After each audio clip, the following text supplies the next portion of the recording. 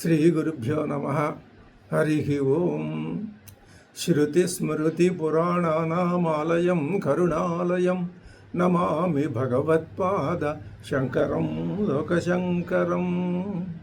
ఓం ఆప్యాయంతు మమాంగాని వాక్ప్రాణశ్చక్షుశ్రోత్రమధోబలమింద్రియాణి చ సర్వాణి సర్వం బ్రహ్మ ఉపనిషదం మాహం బ్రహ్మ నిరాకుర్యాం మామా బ్రహ్మ నిరాకరోతు. అనిరాకరణమస్త్వనిరాకరణం మే అస్తు. తదాత్మని నిరతేయ ఉపనిషత్సు ధర్మాః తే మయి సంతు తే మయి సంతు. ఓం శాంతి శాంతి శాంతి. ఓం కేనేషితం పతతి ప్రేషితం మనః కేన ప్రాణః ప్రథమః ప్రైతియుక్తః కేనేషితాం వాచమిమాం వదంతి చక్షుశ్రోత్రం కౌ దేవో యునక్తి. శ్రోత్రస్య శ్రోత్రం మనసో మనోయతు వాచోఘవాచం సవు ప్రాణస్య ప్రాణః చక్షుషశ్చక్షురతిముచ్య ధీరాః ప్రేత్యాస్మాల్లోకాదమృతా భవంతి. న తత్ర చక్షుర్గచ్చతి న వాగ్గచ్చతి నో మనో న విద్మో న విజానీమో యథైతదనుశిష్యాతు. అన్యదేవ తద్విదితాత్ అధో అవిదితాత్ అధి ఇతి శుశ్రుమపూర్వేషాం ఏనస్తద్వ్యాచక్షిరే. యద్వాచానభ్యుదితం ఏన వాగభ్యుజ్యతే తదేవ బ్రహ్మత్వం విద్ధి నేదం యదిదముపాసతే. యన్మనసానమనుతే ఏనాహుర్మనోమతం తదేవ బ్రహ్మత్వం విద్ధి నేదం యదిదముపాసతే. యచ్చక్షుషా న పశ్యతి ఏన చక్షుగుంసి పశ్యతి తదేవ బ్రహ్మత్వం విద్ధి నేదం యదిదముపాసతే.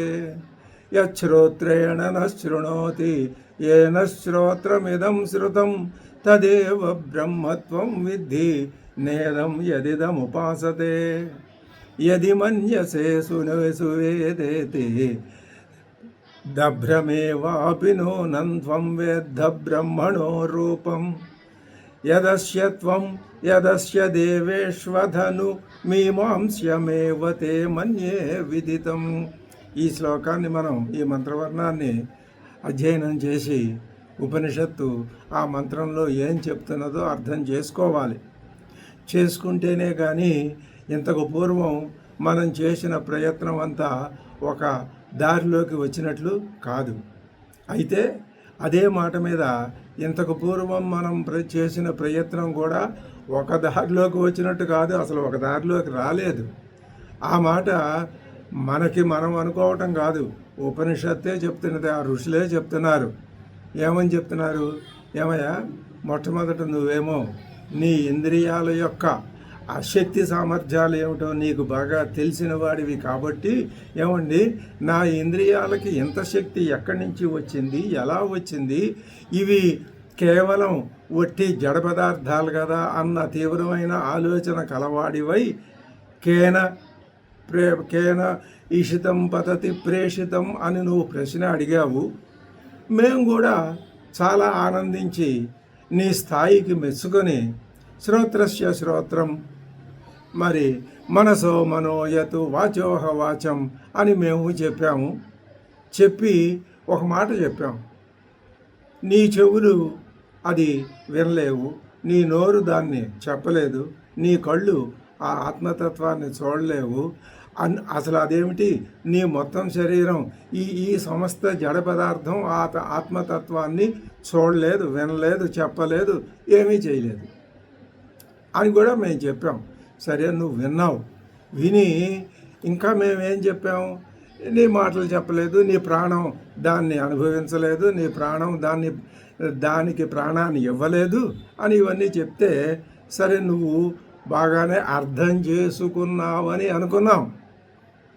ఎలా అర్థం చేసుకున్నావు అని అనుకున్నాము అంటే, అవునండి నా ఇంద్రియాలు పనికిరావు, అది ఈ ఇంద్రియాల కంటే అతీత, అసలు ఈ ఇంద్రియాలని నడిపించేదే అది అని, నా స్వరూపమే అది అని నేను తెలుసుకున్నాను. అది నా స్వరూపమని నేను తెలుసుకున్నాను అన్నావు. అక్కడ వచ్చింది ఇప్పుడు పెద్దదంట. ఆ మాట అన్నావు కదా, నాకు తెలిసిందండి. ఏం తెలిసింది? అది నా స్వరూపమని నాకు తెలిసిందండి, నా స్వరూపాన్ని నేను తెలుసుకున్నాను అని అన్నావు. అయితే నువ్వు అన్న ఆ మాట కూడా అది నిజంగా ఆలోచిస్తే కరెక్ట్ కాదు. తెలిసినవాడు ఆ మాట అండం. అయితే ఇప్పుడు మాకు తెలియదంటారా? ఖచ్చితంగా నీకు తెలియదు. నువ్వేమనుకుంటున్నావు? నాకు తెలుసును అనుకుంటున్నావు. ఏది మన్యసే? ఏమని మన్యసే? నాకు తెలుసునని గనక నువ్వు అనుకుంటున్నట్లు అయితే ఏది మన్యసే? ఏమని? సువేదేతి, నాకు బాగా తెలిసిపోయింది. అహం సువేద, నేను బాగా తెలుసుకున్నాను అని గనక నువ్వు అనుకున్నట్లయితే దహరమేవాపి, అది చాలా అల్పము మాత్రమే. నూనం, నిశ్చయంగా నీకు తెలిసింది చాలా స్వల్పం. ఇదిగో నీకు తెలిసింది చాలా స్వల్పం అని నిన్ను గౌరవంగా కూర్చోబెట్టాం. ఎందుకని? ప్రశ్న వేసే సామర్థ్యం నీలో ఉంది కాబట్టి. అసలు ఏ సామర్థ్యం లేకుండా ఏదో గాలికి పోయే ప్రశ్న ఒకటి అడిగి నువ్వు ఇలా వెళ్ళిపోతే మేము పెద్దగా పట్టించుకోవు నిన్ను. కానీ నీ స్థాయి గొప్పది కాబట్టి నీకు తెలిసింది చాలా తక్కువ అని సగౌరవంగా చెప్పాం. లేకపోతే ఏం చెబుతాను తెలిసినా, నీకు తెలియదు పొమ్మంటాం. ఇప్పుడు అదే మాట, నీకు తెలిసింది స్వల్పం అంటే నీకేం తెలియదనే అర్థం. మరి అది కాదండి, నేను బ్రహ్మ యొక్క రూపం తెలుసుకున్నాను అని నువ్వు అంటావా? నీవు బ్రహ్మ యొక్క రూపమని తెలుసుకున్నావు. ఈ బ్రహ్మ యొక్క ఏ రూపం నువ్వు తెలుసుకున్నావో, ఈ బ్రహ్మ యొక్క ఏ రూపం దేవతల యందు ఉందో అది అల్పం మాత్రమే. ఇతం వేద్ద బ్రహ్మణో రూపం దహరమేవా, దహరం అల్పం. యదస్యత్వం, దేన్నైతే నువ్వు తెలుసుకున్నావో, యదస్య దేవేషు, దేవతల్లో ఉందని నువ్వు అనుకుని తెలుసుకున్నాను అనుకుంటున్నావో, ను మీమాంస్యమేవతే, నీకు తెలిసింది అదంతా మీమాంస్యమేవా. కొంచెం మేము ఆలోచించాలి, నిన్నుగా బాగా పట్టి చూడాలయ్యా. నిన్ను పట్టి చూస్తేనే కానీ నీ సంగతి ఏమిటో బయటపడదు. అంటే ఇప్పుడు శిష్యుడికి పెద్ద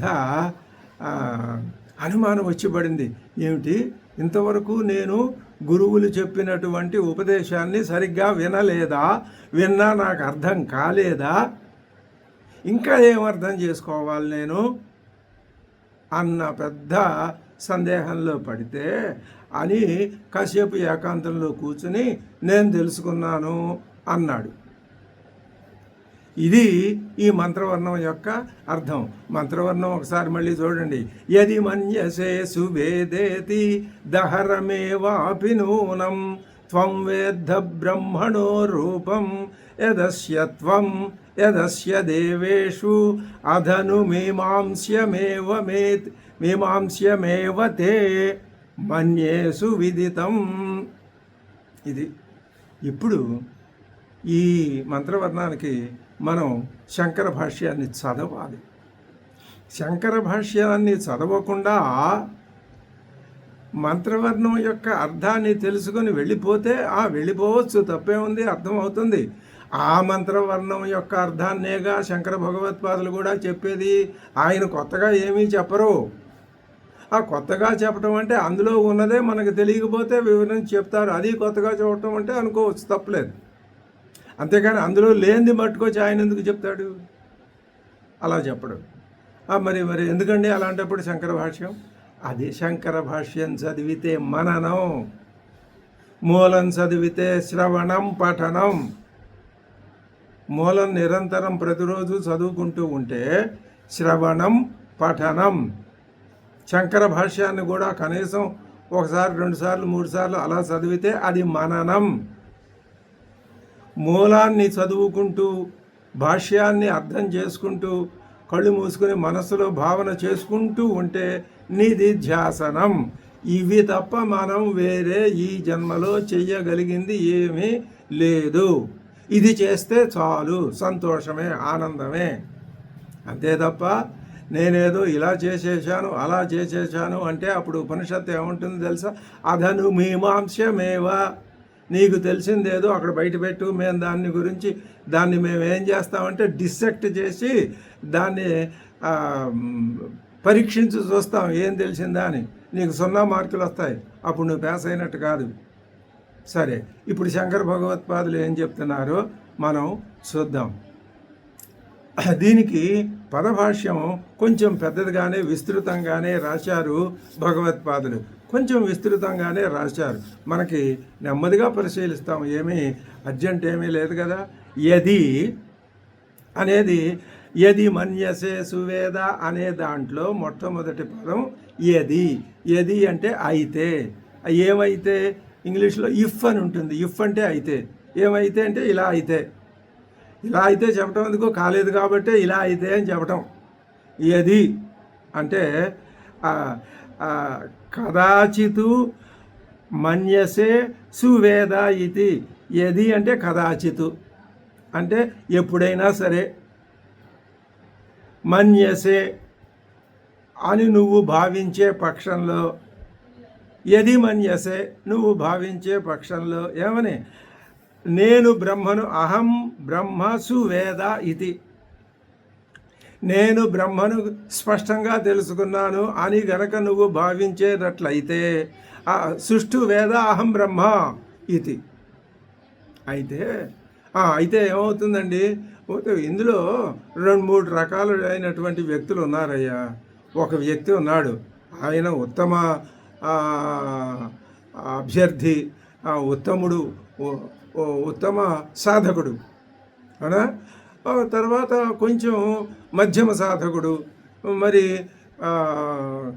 అధమ సాధకుడు, అలాగా ఇలా ఉండే రకరకాలు ఉండొచ్చు కదా. ఇప్పుడు కదాచిత్ యథాశ్రుతం దుర్విజ్ఞేయం అపి క్షీణదోష సుమేధా కశ్చిత్ ప్రతిపద్యతే కశ్చిత్ న ఇతి సాశంకం ఆహ యది ఇత్యాది. ఆ యది అనే మాటను వివరించి చెప్తున్నారు శంకర భగవత్పాదులు. యది అంటే అయితే. ఏమైతే? ఇలా అవ్వచ్చు, ఇలా అవ్వచ్చు. అయితే అనే దాంట్లో సందేహం వ్యక్తపరుస్తోంది ఉపనిషత్తు. దేంట్లో? ఏ విషయంలో? నీకు తెలుసును అనే విషయంలో ఉపనిషత్తు సందేహాన్ని వ్యక్తపరుస్తున్నది. అది ఏమిటట అంటే క్షీణదోష అంటే దోషాలేమీ లేనటువంటి మనస్సు కలవాడు, దోషాలు లేనివాడు. దోషాలేమిటి? రాగద్వేషాలే దోషాలు, కామక్రోధాదులే దోషాలు, త్రిగుణాలే దోషాలు. ఇది ఉపాధి అనుకోవటమే దోషం. ఇది నేను, ఇది నాది, ఇవన్నీ నావి అనుకోవటమే దోషం. ఇవన్నీ దోషాలు. నిర్దోష అంటలేదు, క్షీణదోష. అది ఆ క్షీణదోష అనే పదానికి మనం అర్హులం అవునో కాదో ముందు తెలుసుకోవాలి. అసలు పెద్ద పరీక్ష అలా వదిలిపెట్టి చిన్న పరీక్షలు, క్లాస్ టెస్టులు పెడతారు చూసారా? ఆ క్లాస్ టెస్టులో మనం క్షీణదోషులం అవునా కాదా ప్రయత్నించాలి. దోషాలను పోగొట్టుకుంటే, ప్రయత్నపూర్వకంగా వదిలించుకుంటే మనం క్షీణదోషులం అవుతాం. అటువంటి క్షీణదోషుడు ఒకడు ఏం చేస్తున్నాడు అంటే, అతడు ఎటువంటి వాడు? సుమేధాహ అంటే గొప్ప మేధాశక్తి, ధీశక్తి, బుద్ధిశక్తి కలిగిన ఒకానొకడు. అతడు ఏం చేశాడయ్యా అంటే, ఒకానొకప్పుడు యథాశ్రుతం దుర్విజ్ఞేయం యథాశ్రుతం అపి కశ్చిత్ ప్రతిపద్యత. ఎంత జటిలమైనదైనా, ఎంత అర్థం చేసుకోవడానికి వీల్లేనిదైనా కూడా ప్రతిపద్యతే, దాన్ని పట్టేసుకుంటాడు. అదేంటండి? దుర్విజ్ఞేయాన్ని ఎలా పట్టుకుంటాడండి? పట్టుకుంటాడయ్యా. అతడు క్షీణదోష, దోషాలు లేనివాడు. మరి దోషాలు ఉంటేనండి నా ప్రతిపద్యతే, పట్టుకోలేడు. ఎంత సైకలాజికల్గా లోపలి గంట వెళ్ళి విషయాన్ని వివరించి చెప్తున్నారు శంకర భగవత్పాదులు. అంటే ఇదంతా బాబు మా ఆత్మతత్వం ఎక్కడో వేరే కూర్చుని ఉందని నువ్వు అనుకోవద్దు. అంతా నీలోనే ఉందయ్యా. నిన్ను నువ్వు సంస్కరించుకుంటే మొత్తం సంస్కరింపబడుతుంది. చూసారా? వ్యక్తి మీద ఎంత ఉపనిషత్తు నిఘా పెట్టిందో శంకర భగవత్పాదులు అంతకంటే ఎక్కువ నిఘా పెట్టారు. ఏ విషయంలో చెప్పుకొస్తున్నారు? కదాచిత్ యథాశ్రుతం దుర్విజ్ఞేయం అపి క్షీణదోష సుమేధా కశ్చిత్ ప్రతిపద్యతే కశ్చిత్ నా. ఇంకొకడు అంటే క్షీణదోషం ఇంకా ఉన్నాయి, రాగ మాలిన్యాలు ఇవన్నీ ఉన్నాయి. అవి ఉన్నాయి కాబట్టే దుర్విజ్ఞేయమైందని పట్టుకోలేడు, టప్మని వదిలేస్తాడు అంతే. మనకు పనికిరాదని అక్కడి నుంచి లేచిపోవటమో, లేకపోతే నేను తెలిసిందని ఇంకో రకంగా చెప్పడం, ఏదో చేస్తాడు. అంటే రెండు రకాల మనుషుల్ని వాళ్ళ యొక్క విషయ గ్రహణ సామర్థ్యాన్ని బట్టి రెండు తరగతులుగా విభజించారు శంకర భగవత్పాదులు. అర్థమైపోతుంది కదా ఇది.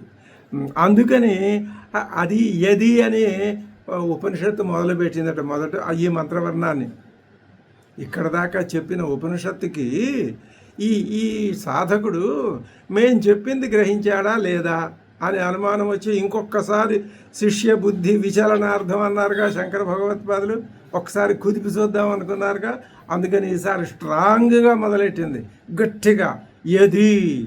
ఇంకా అందులో బెసిగేది లేదు. సరే, బాగానే ఉంది. మరి ఇట్లా రెండు రకాలు ఉంటారు అని భగవత్పాదులు మీరు ఎలా చెప్పగలరండి? దృష్టంచా మనకి లోకంలో తెలుస్తోంది కదయ్యా. ఏమని తెలుస్తోందండి అంటే యహ ఏష అక్షిణి పురుషో దృశ్యతే ఏష ఆత్మేతి హోవాచ ఏతదమృతం అభయం ఏతద్ బ్రహ్మ ఇది ఉక్తే ప్రజాపత్య పండితః అపి అసురరాట్ విరోచనః స్వభావదోషవశాత్ అనుపపద్యమానం అభి విపరీతమర్థం శరీరం ఆత్మా ఇది ప్రతిపన్నః. అదట దోషం. క్షీణదోషుడైతే అలా ఉంచు, క్షీణదోషుడు కాకపోతే ఇది. ఏం జరిగిందండి అంటే ఈ విషయంలో మనకు అనుభవం ఉందిగా. ఛాందోగ్యోపనిషత్తు చెప్పిందిగా. ఏం చెప్పిందండి అంటే కంటి యందు ఈ పురుషుడు కనబడుతున్నాడో ఈ పురుషుడే ఆత్మ అని చెప్పారు. చెప్తే ఆ ఆత్మది అమృతం అభయం అయిన బ్రహ్మే అని కూడా ఉపదేశించారు. ఉపదేశిస్తే విరోచనుడు, ఎవరి విరోచనుడు? ప్రజాపతి యొక్క పుత్రుడు మరియు పండితుడే అయిన స్వభావంలోని దోషాన్ని బట్టి అతడు ఏం చేశాడయ్యా అంటే దేహమే ఆత్మ అనే ఏమాత్రం పనికిరాని ఒక ఆలోచన ఒకటి నెత్తి మీద వేసుకుని అదే అని అర్థం గ్రహించి అక్కడి నుంచి వెళ్ళిపోయాడు. ఇది దృష్టాంతం చూపించారు.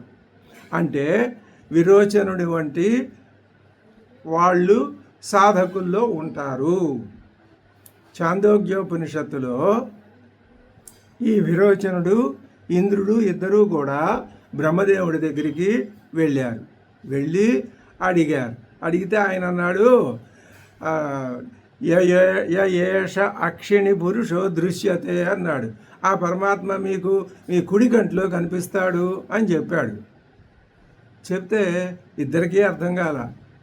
కుడి కంట్లో కనపడటం ఏంటండి అంటే అక్కడ ఆ బ్రహ్మదేవుడి ఉద్దేశం ఏమిటంటే సహజంగా కుడి కంటిలో నువ్వు జలంలో చూసుకుంటే అని కూడా చెప్పాడు ఆయన. నువ్వు అద్దంలో చూసుకుంటే నీ కుడి కంటిలో నీ ప్రతిబింబమే కనిపిస్తుంది అనుకో. అయితే ఆ ప్రతిబింబాన్ని కూడా నువ్వు జ్యోతిస్వరూపంగా చూడగలిగితే అదే ఆత్మ కావచ్చును అని చెప్పాడు ఆయన. అది చూసి ఈ విరోచనుడు ఏమనుకున్నాడు? చూశాడు, అద్దం నీళ్ళలో చూశాడు. చూసి వాడికి మొహం కనపడింది. మొహం అయితే అది ఏమనుకున్నాడు అంటే నేనే బ్రహ్మ, నా శరీరమే బ్రహ్మ, నా ఉపాధే బ్రహ్మ అనుకున్నాడు. వెళ్ళిపోయాడంతే. ఇది అక్షీణ దోషుడైనందువలన సాధకుడు వచ్చే ప్రమాదం. కాబట్టి నువ్వు ఇప్పుడు ఉపనిషత్తు చెప్తోంది, ఇంతకుముందు కేనేషితం పతతి అని ప్రశ్న అడిగిన శిష్యుడున్నాడే, ఆ శిష్యుడితో ఏమని చెప్పింది? ఇప్పుడు ఎది అని ఒక మాట అనేసి కూర్చుంది. అనేసరికి ఆ శిష్యుడి గుండెల్లో రాయిపడింది. ఎది అంటే నాకు తెలియదంటారా, తెలుసు అంటారా? నువ్వు గనక ఇలాంటి కోవలోకి చెందిన వాడివా? లేకపోతే తథా ఇంద్రో దేవరాట్ సకృతు ద్విహి త్రిహి ఉక్తంచ అప్రతిపద్యమాన స్వభావ దోష క్షయం అపేక్ష చతుర్థే పర్యాయే ప్రథమోక్తం ఏవ బ్రహ్మ ప్రతిపన్నవాన్. ఇంద్రుడికి ఈ ఈ విరోచనుడికి తేడా ఉంది. ఇంద్రుడికి ముందు అర్థం కాల, ఒకసారి చెప్పారు, రెండోసారి మూడోసారి చెప్పాడు ఆయన బ్రహ్మదేవుడు. చెప్తే పట్టుకోలా. తర్వాత చాలాసార్లు చెప్పేసరికి అప్పుడు తన స్వభావ దోషాన్ని పోగొట్టుకుని పూర్వజన్మ సుకృతం వల్ల అది లభిస్తే చాలు మనకి. చాలే, బాగా చెప్పారు, మీరేమన్నా ఇంద్రుడా దేవేంద్రుడా? కాదు, ఎవరు దేవేంద్రుడు మనకంటే గొప్ప? నా దీంట్లో ఉన్నటువంటి దోషాల్ని నేను పోగొట్టుకోగలిగితే దేవేంద్రుడు కదా, పరమాత్మ కూడా నాకంటే గొప్పవాడేం కాదు. అంతటి ఆత్మధైర్యం ఉండాలి. లేకపోతే మనం సాధన అనవసరం. శుభ్రంగా పుస్తకాలు, ఈ కేనోపనిషత్తు పుస్తకాలు మూట కట్టి అడబెట్టి మనం సంసారంలో మనం పడి బాగా నిమగ్నం అయిపోవచ్చు. కానీ మనం అలా కాము. అందుకనే శ్రద్ధతో అచంచలమైన భక్తి విశ్వాసాలతో నిరంతరం శ్రవణ మనన నిధిధ్యాసనాల్లో మునిగి తేలుతున్నాం. నిరంతరం మునిగి తేలుతున్నారా? మీరు నిజమే చెప్తున్నారా? నిరంతరం మునిగి తేలకపోయినా ఎక్కువ కాలం దానికే కేటాయించటానికి ప్రయత్నం చేస్తున్నాం. మరి సంసార ఉపాధిలో ఉన్నాం కదా, ఉపాధి ధర్మాలు కొన్ని పాటించాలి కదా, తప్పదు. అది లోకే అపి ఏకస్మాత్ గురోహో శృణ్వతాం కశ్చిత్ యథావత్ ప్రతిపద్యతే. ఒకే గురువు గారు ఎదురుకుండా 4, 5, 10 మంది శిష్యులు. గురువుగారు ఒకేసారి చెప్పాడు, చెప్పింది ఒకటే, అది అందరికీ కలిపి సమానంగానే చెప్పాడు ఆయన. అంతేగాని ఒకడికి ఒక రకంగా ఇంకొకటికి ఇంకొక రకంగా చెప్పలా. అయితే కశ్చిత్ అయథావత్ అంటే ఒకటి కశ్చిత్ యథావత్ ప్రతిపన్న, ఉన్నది ఉన్నట్లే పట్టేసుకున్నాడు. వాడెవడు? క్షీణదోషుడు. దోషాలు లేవు, మనస్సు నిశ్చలంగా ఉంది, మనస్సు ఆయన కంట్రోల్లో ఉంది, పట్టుకున్నాడు. కశ్చిత్ అయథావత్ అంటే చెప్పింది చెప్పినట్టు పట్టుకోవాలా, విపరీతంగా పట్టుకున్నాడు. కశ్చిత్ విపరీతం, మరొకడు విపరీతంగా పట్టుకున్నాడు, ఇంకొకడు విరుద్ధంగా పట్టుకున్నాడు, ఇంకొకడు విపరీతంగా వేరే ఒకటి చెబితే ఇంకోటి పట్టుకున్నాడు. అంటే చెప్పిన దానికి వ్యతిరేకంగా ఒకటి పట్టుకున్నాడు, విపరీతంగా ఇంకొకటి పట్టుకున్నాడు. అది కశ్చిత్ నా ప్రతిపద్యతే. అసలు 4వ రకం వాడు ఉన్నాడు, వాళ్ళకి ఏమీ అర్థం కాలేదు. ఇన్ని రకాలు ఉంటాయి ఒక్క ఆధ్యాత్మిక విద్యలోనే. ఆధ్యాత్మిక విద్యలోనే కాదు, లౌకిక విద్యల్లో కూడా వేద విద్యాభ్యాసం దగ్గర నుంచి కంప్యూటర్ విద్య వరకు ఈ మధ్యలో ఉన్న శతలక్షాది విద్యలు అన్నింటిలో కూడా ఈ శిష్యులలో తమ భేదాలు ఉంటాయి. అది ఆ ఉపాధి వల్ల వచ్చిన లక్షణం. సమానమే, అందరికీ సమానమే, దైవ ప్రసాదం. కానీ ఈ తమోగుణ రజోగుణాల యొక్క పాళ్ళు ఎక్కువగా కలవటం. ఎవరు కలిపారండి ఎక్కువ పాళ్ళు? మనమే కలుపుకున్నాం. అందుకనే ఇప్పుడు ఏమంటున్నావు? బాబు, ముందు నువ్వు ఈ తమోగుణ రజోగుణాలని తగ్గించుకోవటం నేర్చుకోవయ్యా. నేర్చుకుంటే ఇప్పటి నుంచి లెక్కేసుకుని 100 జన్మల తర్వాత అయినా నీకు అవి లేకుండా పోతాయి. అది సాధన. అందుకే మనం ఉపనిషత్తు అధ్యయనం, ఇది బాగా మనం గుర్తుపెట్టుకోవాలి. అయితే కిము వక్తవ్యం అతీంద్రియం ఆత్మతత్వం. దీన్ని బట్టి ఏమర్థమవుతోందయ్యా అంటే ఆత్మతత్వం అన్నది ఇంద్రియాలకి లొంగేది కాదు అని అర్థం కావట్లేదా? అందుకని ఏమన్నాము? ఏది, ఇదంతా ఏది అనే మాటకే వ్యాఖ్యానం. ఏది అని మేము అన్నమాట అది. అత్రహి విప్రతిపన్నాహ. ఇప్పుడు మేము చెప్పే ఈ విషయంలో కొందరు ఏంటంటే విరుద్ధంగా మాట్లాడుతున్నారు. ఏమని అంటే విప్రతిపన్నా, విరుద్ధంగా సదసద్వాదిన తార్కికా సర్వే.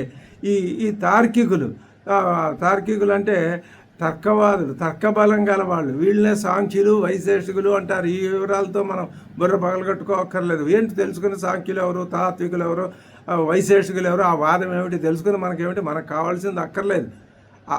అలాగా అని చెప్పి దానికోసమే ఎక్కువ సమయం వృధా కూడా చేయక్కర్లేదు. మన ప్రధానమైన లక్ష్యం మనకి ఉంది. అసలు శంకర భగవత్పాదులు వారు మనని ఉద్దేశించి ఏం చెప్తున్నారో అది పట్టుకోవాలి. ఆయన ముఖం మీద నుంచి మన దృష్టి పక్కకి పోకూడదు. ఆయన పాదాబ్జాల మీద నుంచి మన దృష్టి అటు ఇటు చెదిరిపోకూడదు. అది అన్నమాట. సర్వే తస్మాత్ విదితం బ్రహ్మ ఇది సునిశ్చితోక్తం అపి, బ్రహ్మ విదితం అని నువ్వు కరెక్ట్గా చెప్పినా కూడా విషమ ప్రతిపత్తిత్వాతు, విషమంగా పట్టుకోవటం అనేది ఉండటం వలన యది మన్యసే ఇత్యాది సాశంకం వచనం యుక్తం ఏవ ఆచార్యస్య. యది మన్యసే అని ఆచార్యుడు ఎందుకన్నాడో ఇప్పుడు అర్థమైందా? ఎంత బాగా అర్థమైందని నువ్వు చెప్తున్నా అందులో విపరీతార్థగ్రహణం ఉంది. కాబట్టి ఆ శంకతో నీ ముఖం చూసి ఆ డౌట్ కలిగి ఆచార్యుడు అంటే ఉపనిషద్ ఋషి యది మన్యసే అని మళ్ళీ కొత్త దీన్ని ఒకదాన్ని తీసుకొచ్చాడు. ఇప్పుడు దీంట్లో నుంచి మనం బయటపడాలి. మొట్టమొదటి ఏమన్నారు? శ్రోత్రస్య శ్రోత్రం మనసో మనో. బ్రహ్మాండంగా తెలిసిపోయింది. నా చెవికి అది చెవి అర్థమైందండి, నా కంటికి అది కన్ను తెలిసింది. అయితే బాగానే ఉంది, అర్థమైన తర్వాత ఏమన్నారు ఆయన? నువ్వు అది విదితం అనుకుంటున్నావా? చెవికి చెవే కదా అనుకుంటున్నావా? అది విదితం కాదు. ఇది మళ్ళీ పెద్ద బండరాయి అడ్డం వచ్చినట్లయింది. విదితం కాదు, అవిదితం కాదు. దాని మీద అద్భుతమైన చర్చ చేశారు శంకర భగవత్పాదులు. ఎట్లాగోట్లా అది మనం విదిత అవిదితాల కంటే ఎక్కువ, అది విపరీతం అతీతం అని అర్థం చేసుకుని అయినా సరే దాన్ని మనం పట్టుకోగలం అన్న ఒకానొక నిర్ణయంలోకి మనం వస్తే మళ్ళీ పట్టుకొచ్చి యది మన్యసే విదితాల కంటే అతీతమైందని నువ్వు తెలుసుకున్నానని అనుకున్నా కూడా అని చెప్పుకొస్తున్నారు. ఇప్పుడు దహరం అల్పం ఏవా అపి నూనం త్వం వేద్ద జానీషే బ్రహ్మణో రూపం నూనం, ఖచ్చితంగా త్వం అల్పం జానీషే, నీకు తెలిసింది స్వల్పమే అన్నాము. అంటే ఏదో నువ్వు బాధపడతావని. అసలు ఇంకో మాట అంటాం మేము, వాళ్ళు నీకేం తెలియదు పో అంటే మళ్ళీ ఇంకా తిరస్కరించి పంపించేస్తే వెళ్ళిపోతాడేమో, అసలు శిష్యులు లేకుండా పోతారని భయం కూడా కలగచ్చు. కాదు, నీకు తెలిసింది స్వల్పమే అంటే స్వల్పం ఇంత మాత్రమైనా తెలిసింది కదండి, మేము ఇంకా ఎక్కువ తెలుసుకోవడానికి ప్రయత్నం చేస్తాం అని నీ యొక్క దృష్టిని ఇంకా బాగా దృఢపరచడానికి ఆయన ఆ మాట చెప్పాడు అని అనుకోవచ్చు. ఇప్పటికి ఏం చెప్పారు భగవత్పాదులు వ్యాఖ్యానం అంటే యది మన్యసేసు వేదేతి దహరమేవాపి నూనం అనే ఆ మంత్రవర్ణంలో మొదటి పాదానికి అర్థం చక్కగా వివరించి చెప్పారు. ఆ చెప్పడంలో కూడా ఎలా చెప్పారు? శిష్యుల్లో రకాలు చెప్పారు. నువ్వు ఏ రకానికి చెందిన వాడువో చూసుకోమని చెప్పారు. ఛాందోగ్యోపనిషత్తు నుంచి ఆ విరోచనుడు, ఇంద్రుడు వాళ్ళ దృష్టాంతాలు అవి తీసుకొచ్చి చెప్పారు. చెప్పిన తర్వాత ఇప్పుడు ఒక పూర్వపక్షం వస్తుంది. ఏమని పూర్వపక్షం వస్తుంది? కిం అనేకాని బ్రహ్మణ రూపాన్ని మహాంతి అర్భకాని చ ఏన ఆహ దహరమేవేత్యాది పట్టేసుకున్నాడు ఆ పూర్వపక్షి. ఏమంది? దహరమేవాపి నూనం, నీకు తెలిసింది స్వల్పమే అన్నాడు. అంటే అప్పుడు ఆయన వచ్చి గట్టిగా అడిగాడు, ఇది చాలా కఠినమైన ప్రశ్న, దీనికి జవాబు చెప్పడం శంకర భగవత్పాదుల వల్లే కానీ మళ్ళాంటి వాడు మనం ఆలోచించలేం. ఏమిటది? ఏమయ్యా, స్వల్పం తెలిసింది ఆ బ్రహ్మని గురించి. అయితే బ్రహ్మని ఆత్మతత్వం స్వల్పం ఒకటి, ఆ మహాంతి పెద్దది ఒకటి, రెండున్నాయా? ఎందుకు ఆ మాట అంది ఆ ఉపనిషత్తు? అలా అనొచ్చు అసలు? స్వల్పమా? మాకు తెలిసింది స్వల్పమా అనేసరికి ఇది ఇప్పుడు పెద్ద ప్రమాదం వచ్చి పడింది. అప్పుడు ఇచ్చారు బాఢం. రైటేనయ్యా, నువ్వు అడిగిన ప్రశ్న కొంచెం జాగ్రత్తగా అర్థం చేసుకోవాల్సిందే. బాఢం, అవును. ఎందుకంటే అనేకానికి నామరూపోపాధికృతాన్ని బ్రహ్మణో రూపాన్ని, బ్రహ్మ యొక్క నామరూప అనే చూడు లోకంలో ఉపాధులు నామ రూప శతసహస్ర అనేక సంఖ్యాకాని నామరూపాలు ఉన్నాయి కదా, ఇవన్నీ బ్రహ్మకే ఆపాదిస్తున్నావుగా నువ్వు. నా స్వతః అంటే ఆ బ్రహ్మ నామరూపాలు అనే ఉపాధులతో కల్పించబడిన రూపాలు అనేకములు కలవు. స్వతహాగా ఆయనకి రూపాలు ఏం లేవు, కానీ నామరూప ఉపాధుల చేత కల్పింపబడినవి చాలా ఉన్నాయిగా. అంటే కల్పింపబడటం నిజమేనా అండి? అబ్బే నిజం కాదు, ఉట్టిదే. నువ్వు అనుకుంటున్నావని ఆ మాట నీతో మేము అన్నాం. ఆహా అంటారా, అలాగంటారా? అయితే ఇప్పుడు ఏమంటారు మరి? స్వతహాగా కూడా ఉన్నాయా? పోనీ ఆ మాట ఒప్పుకోండి మీరు. స్వతహాగా లేవయ్యా, బ్రహ్మలో నామరూపాలు లేవు, కానీ ఉన్నాయి అని నువ్వు అనుకుంటున్నావు కదా. ఈ మాట శంకర భగవత్పాదులు అంటున్నారంటే మళ్ళీ మొదటికే మోసం పెట్టారు. ఏదో ఒక ట్రిక్ ఉపయోగించి మళ్ళీ మాతో ఇది కూడా కాదనేటట్లు చేస్తారు. పోనీ చేయండి, సంతోషం.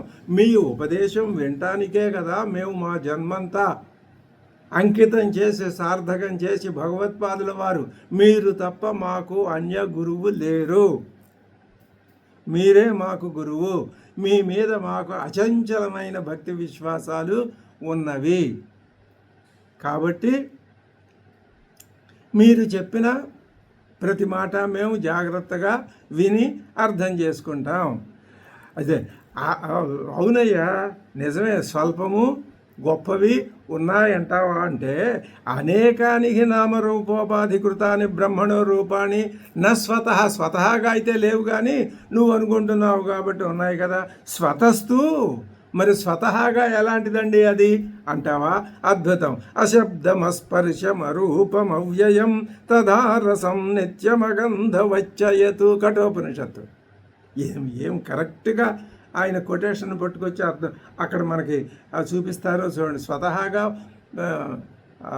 పరమాత్మ ఎలాంటిదో తెలుసా? వీడు గుర్తుపెట్టుకో, మననం చేసుకో, అర్థం చేసుకో. ఏమిటి అంటే ఇందులోనే నీకు సాధన కూడా వస్తుంది. ఎందుకని ఈ విధమైన ఇప్పుడు మొట్టమొదట మనం ఏమనుకున్నాం?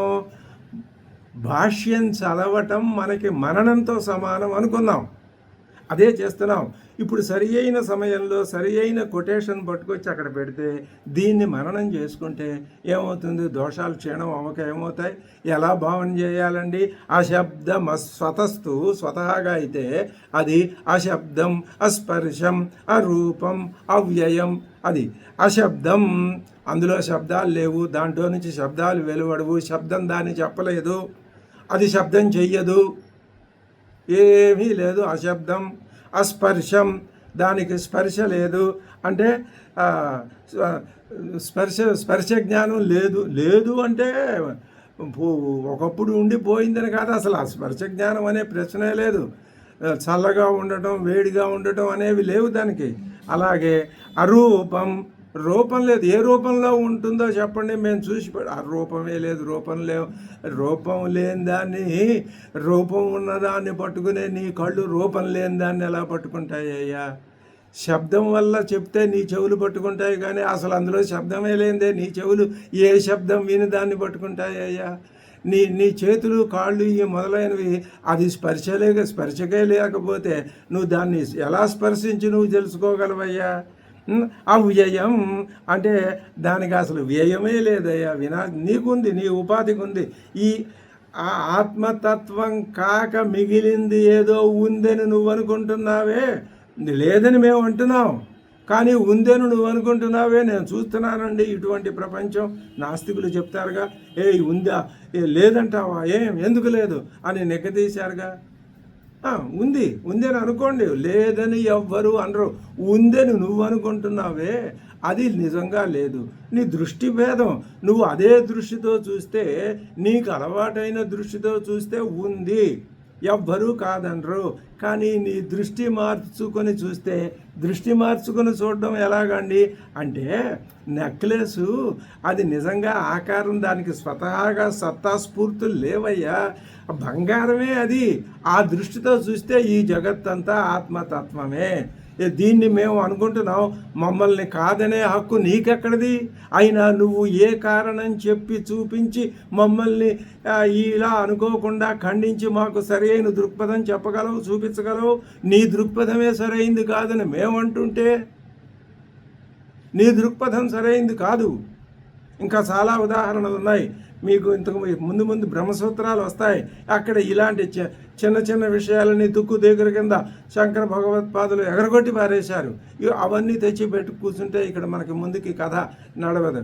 అందుకని స్వతస్తు అశబ్దమస్పర్శమరూపమవ్యయం తథా అరసం, రసాలు లేనిది, నిత్యం, నిత్యము అంటే నిత్యం కాలానికి అతీతమైంది, అగంధవచ్చ, పృథివీ లక్షణాలు గంధం ఇలాంటివేమీ దానికి లేవు అని కఠోపనిషత్తు చెప్పిందా లేదా? ఇది శబ్దాది సహా రూపాన్ని ప్రతిషిధ్యంతే, శబ్దంతో సహా రూపాలన్నీ కూడా ప్రతిషిధ్యంతే, కఠోపనిషత్తు నిషేధించిందా లేదా? అటువంటి దాన్ని నువ్వు ఏవో ఉన్నాయి అనుకుంటున్నావు కాబట్టి మేము కూడా నీకు తెలిసింది తక్కువే అన్నాం తప్ప అసలు లేవు. మరి ఇప్పుడు నువ్వేం ఆలోచిస్తావో ఆలోచించుకో అని సమాధానం చెప్పేసరికి మళ్ళీ ఇంకొక పూర్వపక్షం వచ్చింది. ఈ పూర్వపక్షం ఈసారి చాలా గడ్డైన పూర్వపక్షం, చాలా కఠినమైనటువంటి పూర్వపక్షం. అది ఎలా ఉంది అంటే అదేంటంటే చైతన్యమే బ్రహ్మస్వరూపం అండి భగవత్పాదులు గారు, కాదంటారా? కాదని ఎలా అంటామయ్య బాబు, చైతన్యమే బ్రహ్మస్వరూపం. దీనికి మేము ఒక ఉపపత్తి చూపిస్తాం, మీరు కొంచెం మా మీద సానుభూతితో పరిశీలించండి, కోప్పడకండి, వినండి కొంచెం సావధానంగా. ఏం చెప్తున్నారయ్యా? ఏంటంటే మీరు లోకంలో ఏ వస్తువుని ఇదిగో ఈ వస్తువుకి ఇది ధర్మం అని ఏ వస్తువుని ఏ ధర్మంతో మీరు నిరూపిస్తారో ఆ ధర్మమే ఆ వస్తువు యొక్క స్వరూపం అవుతుంది కదా. అవునయ్యా, అవుతుంది. కాబట్టి బ్రహ్మను కూడా మీరు ఏం చేస్తారు? ఏదో ఒక విశేష ధర్మంతో నిరూపిస్తారు. ఆ విశేష ధర్మమే బ్రహ్మకి స్వరూపం అవుతుంది. కాబట్టే ఇప్పుడు మేమేమంటున్నాం, చైతన్యం భూమి జలములు ఈ మొదలైన పంచభూతాల్లో ఏ ఒక్కదాని ధర్మం కానీ కాదు. అలాగే పరిణామాన్ని చెందిన అన్నింటి ధర్మం కానీ కూడా కాదు. అదేవిధంగా చెవి కన్ను మొదలగు ఇంద్రియాలకి మనస్సుకు కూడా చైతన్యం అనేది ధర్మం కాదు. అవును, ఈ సంగతి మాకు తెలిసిందే, మేము చెప్పాం కదా, అందుకనే శ్రోత్రస్య శ్రోత్రం అని చెప్పాంగా నీకు. కాబట్టి చైతన్యం బ్రహ్మ యొక్క రూపం అని చైతన్యం ద్వారా బ్రహ్మ నిరూపిస్తున్నాం. అదే విషయాన్ని ఉపనిషత్తులు కూడా చెప్తున్నాయి కదండి. ఏమని చెప్తున్నాయి అంటే అక్కడ తథా విజ్ఞానమానందం బ్రహ్మ విజ్ఞాన ఘనయేవ సత్యజ్ఞానం అనంతం బ్రహ్మ ప్రజ్ఞానం బ్రహ్మ ఇది చ బ్రహ్మణ రూపం నిర్దిష్టం శృతిషు. ఇవన్నీ బ్రహ్మ యొక్క ఆత్మతత్వం యొక్క ధర్మాన్ని చెప్పి దాన్ని నిరూపించారు కదా. చైతన్యం అనేది ఈ ఈ పంచభూతాల్లో ఏ ఒక్కదాని యొక్క సహజమైన ధర్మం కాదు, అది ఆ ఆత్మతత్వం యొక్క సహజమైన ధర్మం. కాబట్టి ఆ ధర్మాన్ని బట్టి మేము గ్రహిస్తాము అంటాడు ప్రతిపక్షి. ఇది చూడాలి ఇప్పుడు మనం. నను ఏన ఏవ ధర్మేణ యదు రూప్యతే తదేవ తస్య స్వరూపం ఇది బ్రహ్మణ అపి ఏన విశేషేణ నిరూపణం తదేవ తస్య స్వరూపం స్యాత్. ఏ వస్తువుని ఏ ధర్మంతో నిరూపిస్తే ఆ ధర్మం ఆ వస్తువు స్వరూపం అవుతుంది. నగలున్నాయి, నగలు వీటి యొక్క స్వరూపం బంగారం అని నిరూపించాం, కాబట్టి బంగారం నగల స్వరూపం ఒప్పుకున్నాం. అతః ఉచ్యతే చైతన్యం పృథివ్యాదీనాం అన్యతమస్య సర్వేషాం వా విపరిణతానాం వా ధర్మో నభవతి. చైతన్యం వీటి ధర్మం కాదు. తదా శ్రోత్రాదీనాం అంతఃకరణస్య ధర్మో నభవతి. పంచభూతాలకే అది చైతన్యం ధర్మం కాదంటే, స్వరూపం కాదంటే శ్రోత్రాదుల యొక్క స్వరూపం అవుతుందా? కాదు. ఇక్కడ రాంగ్ లైన్. శ్రోత్రాదులకి ఏది ఈ చైతన్యం ఆత్మధర్మం కాదు అంటాడు. చైతన్యం దేని ధర్మం అంటాడు? ఆత్మతత్వం యొక్క ధర్మం అంటాడు. అదే తథా శ్రోత్రాదీనాం అంతఃకరణస్య చ ధర్మో నభవతి అంటే అదేవిధంగా చెవి కన్ను మొదలైన ఇంద్రియాలకి మనస్సుకి కూడా చైతన్యం ధర్మం కాదు. ధర్మం కాదు, కానీ అది లేనిదే ఇవి ఉండలేవు అనే విషయాన్ని పక్కన పెట్టేసి చెప్తున్నాడు. కాబట్టి చైతన్యం బ్రహ్మ యొక్క రూపం అని చైతన్యం ద్వారా బ్రహ్మని మేము నిరూపిస్తున్నాం. దీంట్లో సైడ్ ట్రాక్ చేసి చెప్తున్నాడు. అదే విషయాన్ని ఉపనిషత్తులు కూడా అది ఇది బ్రహ్మణో రూపం ఇది బ్రహ్మ రూప్యతే చైతన్యేన, బ్రహ్మ రూప్యతే చైతన్యేన అంటే దృష్టిని ఎటు మరలిచ్చాడు? బ్రహ్మని తెలుసుకోవటానికి చైతన్యం తెలుసుకుంటే చాలు, చైతన్యమే బ్రహ్మ యొక్క లక్షణం అంటాడు.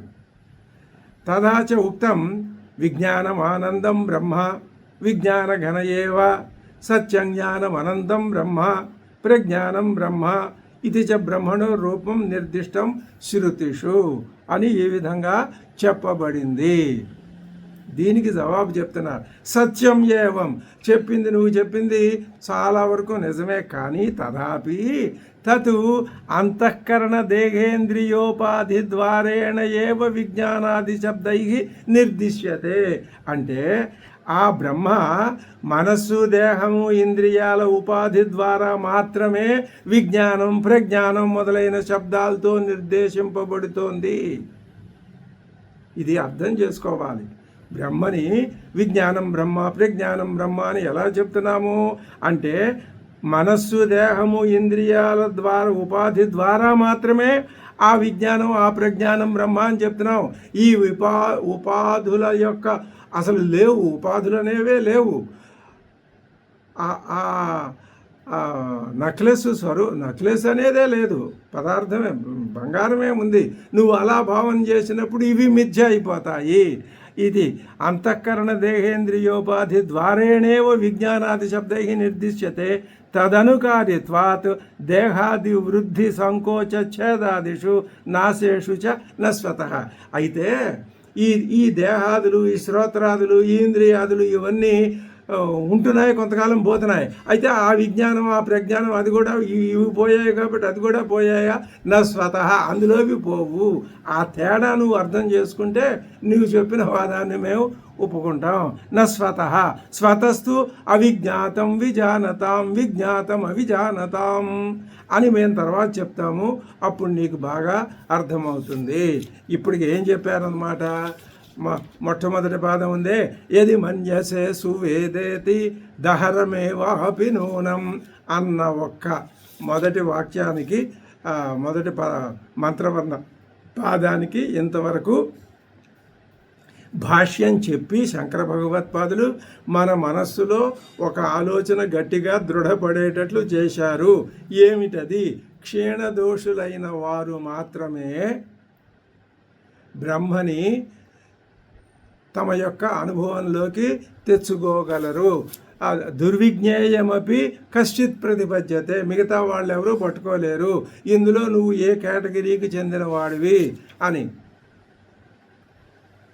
అనేటటువంటి మాట ఉపయోగించి ఆ పదాన్ని అంటే ఏంటన్నమాట, ఏది నువ్వు గనక బాగా తెలిసింది అనుకుంటే నీకు తెలిసింది తక్కువే అనే మాటకి చెప్పారు. ఇప్పుడు తర్వాత యదస్య బ్రహ్మణో రూపం, అది తర్వాత ఆ పదాలు ఆ మంత్రవర్ణ పాదాన్ని గురించి తర్వాత చెప్తారు. అది మనం తర్వాత తెలుసుకుందాం. ఓం ఆప్యాయంతు మమాంగాని వాక్ ప్రాణశ్చక్షుశ్రోత్రమధో బలమింద్రియాణి చ సర్వాణి సర్వం బ్రహ్మోపనిషదం మాహం బ్రహ్మ నిరాకుర్యాం మామా బ్రహ్మ నిరాకరోతు అనిరాకరణమస్త్వనిరాకరణం మేస్తు తదాత్మన నిరతేయ ఉపనిషత్సు ధర్మా ते मयि सन्तु ओम शांति शांति शांति हरि ओम।